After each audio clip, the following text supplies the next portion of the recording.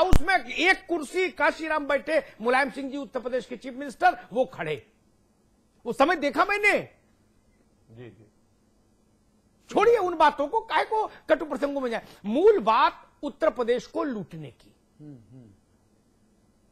जब से कांग्रेस का एकाधिकार उत्तर प्रदेश से खत्म हुआ, नरेंद्र तिवारी कांग्रेस के आखिरी मुख्यमंत्री थे, आखिरी सुल्तान थे वहां, और उसके बाद जब ये दो क्षेत्रीय दलों ने सत्ता की अदला बदली शुरू की, तब से सार्वजनिक धन का दुरुपयोग का प्रसंग लगातार उठा उत्तर प्रदेश में। मायावती के खिलाफ किरीट सोमैया के कागज भी मैंने देखे, मैंने विश्वनाथ चतुर्वेदी की याचिका भी देखी। मुझे दोनों के अधिकांश हिस्से मुंह जबानी याद हैं। एक को पढ़ूंगा तो अशोक जी को असुविधा होगी, दूसरे को पढ़ूंगा तो बसपा को चाहने वालों को असुविधा होगी। दोनों के देखे। विश्वनाथ चतुर्वेदी ने भी सवाल उठाया कि भाई इतनी तेजी से संपत्ति कैसे बढ़ी, और यही सवाल मैं हमेशा उठाता हूं। दूध बेचने से अगर अरबपति लोग हो जाएं तो इस देश में हर आदमी गाय पाल लेगा, जैसा मायावती जी ने कहा। अरे भाई, कोई आप अमूल की डेयरी चलाते थे क्या आपकी माताजी? नहीं ना, बाल्टी में ही दूध बेचते थे, 2-4 बाल्टी 10 बाल्टी। अमूल की डेयरी कोई दिल्ली में खुली, इंदरपुरी जेजे कॉलोनी में जहां रहते थी इनकी माताजी, तो ऐसा तो मैंने सुना नहीं 25 वर्ष से। एक प्रसंग। दूसरी बात, सतीश जी का नाम लिया। उस परिवार को मैं जानता हूं, फिर भी मैं एक बात कहूंगा, उत्तर प्रदेश का बहुत प्रतिष्ठित परिवार है सतीश मिश्रा का परिवार, अंग्रेजों के जमाने से। फिर भी मैं एक बात कहूंगा, कम से कम अगर मैं सही याद कर पा रहा हूं, आधा दर्जन ऐसी कंपनियां थीं, आधा दर्जन, जिनमें सतीश जी के बेटे डायरेक्टर थे, और एक ही दिन में वो सारी कंपनियों से इस्तीफा दे दिया डायरेक्टरशिप से जब मामला उछला। कहीं तो कुछ गड़बड़ था। अगर वो टाटा सन्स जैसा ईमानदार कारोबार था तो इस्तीफा क्यों देना पड़ा भाई? ठीक बात है। अगर वो जमशेदजी नौशेरवान जी टाटा द्वारा स्थापित टाटा समूह था तो इस्तीफा क्यों देना पड़ा? अगर इतने की सब पाक साफ था।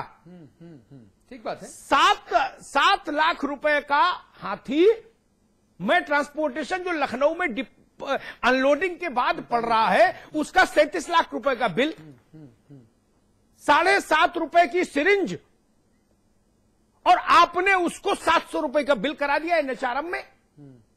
इतना घृणित भ्रष्टाचार कभी नहीं हुआ उत्तर प्रदेश में। ठीक बात है। इस सीमा का भ्रष्टाचार तो हुआ, बहुत सारी सरकारों में हुआ, लेकिन इतना निचले स्तर का भ्रष्टाचार कि जिसमें दवा पर भी भ्रष्टाचार हो जाए और दारू में भी भ्रष्टाचार हो जाए। दवा दारू दोनों को बेच दिया।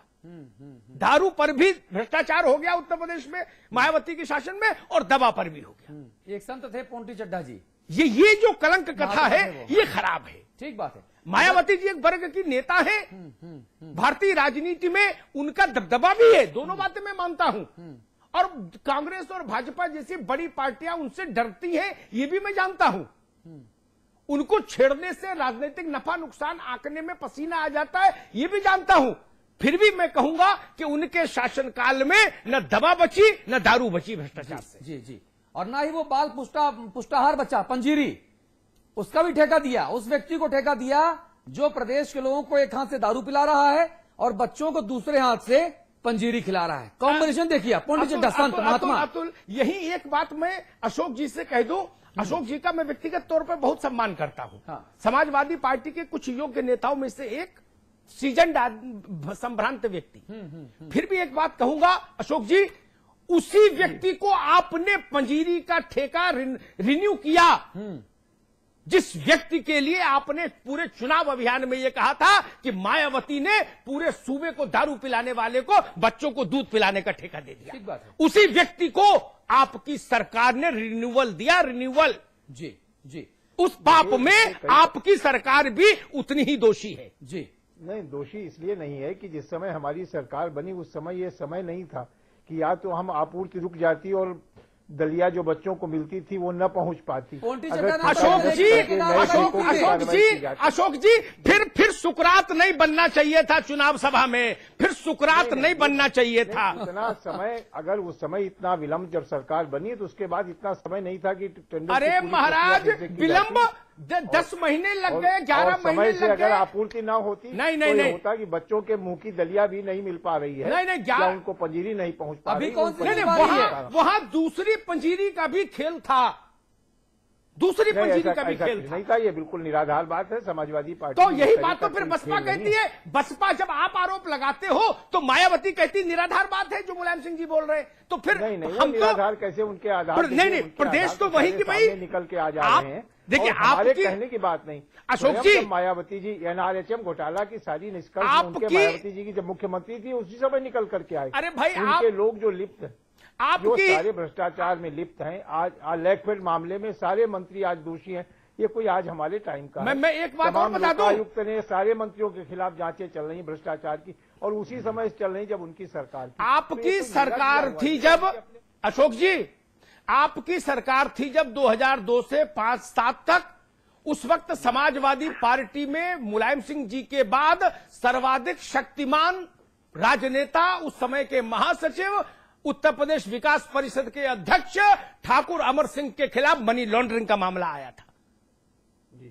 उसको भी खारिज कर दे। मायावती भी पाक साफ और सपा भी पाक साफ, तो उत्तर प्रदेश लूट कैसे गया? नहीं, हमने क्या तो दक्षिण अफ्रीका से लूटने वाले आए? समाजवादी पार्टी ने उनको पार्टी से निकाल दिया। इसीलिए जब ये सारी चीजें जानकारी में आई तो समाजवादी पार्टी ने तत्काल उनके विरुद्ध कार्रवाई की। बड़ी देर कर दी हुजूर आते आते। अमिताभ जी, कोई चीज जी देखिए, जब तक उमेश तथ्यों कुमार का जी जुड़ पता गए न हमारे लगे- साथ। आप हमारे एडिटर इन चीफ हैं जी। उमेश जी, अमिताभ जी देखिए, जी। मायावती का जो डर है वो जायज है।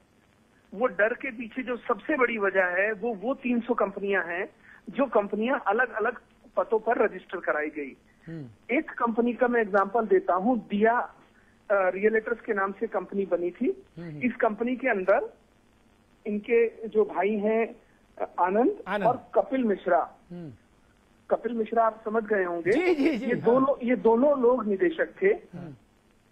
इसके अलावा तकरीबन 150 से ज्यादा कंपनियां और ऐसी बनी हैं जिनके नाम मैं आपको बता सकता हूं कि DKB infrastructure private limited, Ashish constructions, adept realcon, Aditya antibiotics, Aditya shades, Agroha saving, एकीक। इसके अलावा जो बाबू सिंह कुशवाहा की फैमिली के भी कई सदस्य, महत्वपूर्ण सदस्य अलग अलग कंपनियों में इन लोगों के साथ निदेशक रहे। हाँ। ये कंपनियां वो कंपनियां हैं जो कंपनियां रातों रात, जिन कंपनियों में कोई काम नहीं था, कोई धंधा नहीं था, जिनके अंदर किसी भी प्रकार की कोई ट्रांजैक्शंस नहीं थी, ये कंपनियां लोगों द्वारा रातों रात 100 करोड़, 150 करोड़, 80 करोड़ रुपए में खरीद ली गई। बिल्कुल ठीक करें आप। 2 लाख रुपए में कंपनी बनाई और 200 करोड़ में बेच कंपनी दी। बनाई और कंपनियां बिक गई 100 करोड़ रुपए में, 80-80, 50-50 ये- करोड़। ये- नहीं खेल उमेश था, जी, ये खेल उमेश था। जी, उमेश जी, मतलब ये हुआ कि Mayawati ji, Umesh ji, valley sugar mill, focus industrial, Garg organics, GVS securities, Lokpriya हाँ, टी, हाँ। Mayank media lab, Nishchay system. मैं आपको अभी 200 कंपनियों के नाम ऐसे गिना सकता हूँ हाँ। जो उन पतों पर बनाई गई, हाँ जो पते एग्जिस्ट ही नहीं करते हैं। उमेश जी, एक उमेश जी, एग्जाम्पल के तौर पे जी, जी तो क्या मायावती जो ये लगातार धड़ाधड़ प्रेस कॉन्फ्रेंस कर रही हैं, ये इसीलिए कर रही हैं ताकि अपना अगर उनके खिलाफ कोई कार्रवाई हो तो वो कहें कि देखा मैंने पहले ही कहा था कि मुझे फंसाया जा सकता है। अतुल ऐसा है, उन्हें पता है इन कंपनियों की जांच बहुत गुपचुप तरीके से कराई हो जा रही रही है। हाँ, हाँ। मिनिस्ट्री ऑफ कॉर्पोरेट अफेयर्स के अंदर आप अगर इनमें से किसी भी एक कंपनी की फाइल की सूचना मांगेंगे हाँ। या आप किसी और सोर्स से पाना चाहेंगे तो आपको वो सूचना नहीं मिलेगी। हाँ। वो फाइल कांग्रेस के या आप किसी या सरकार के, केंद्र सरकार के कहीं ना कहीं उच्च अधिकारियों के पास वो फाइल मौजूद है, उन पर जांच करा ली गई है और सही वक्त में निकाला जाएगा, सही वक्त में निकाला जाएगा। सही वक्त पर निकाला जाएगा। मायावती का डर जो है वो बिल्कुल जायज है। हाँ, और हाँ। आप समझिए कि ऐसी 300 कंपनियां हैं जिन कंपनियों की जांच कंप्लीट की जा चुकी है हाँ। कि ये कंपनियां रातों रात अच्छा कैसे उमेश बनी, जी, कैसे बिकी। उमेश जी, जो सही वक्त है वो सही वक्त कब आएगा? चुनावों के, लोकसभा चुनावों के नतीजों के ठीक बाद या उसी दौरान? अब देखिए, सही वक्त तो जो है, सही वक्त का विश्लेषण तो अमिताभ जी बेहतर कर पाएंगे। नहीं, मुझे लगता है चुनाव के बाद कांग्रेस कच्ची गोली नहीं खेलेगी। वो चुनाव के बाद इन दोनों उत्तर प्रदेश के सबसे बड़े नेताओं के कागज खोलेगी संख्या देखकर, और तब पूछेगी अमिताभ जी, भाई किधर जाओगे।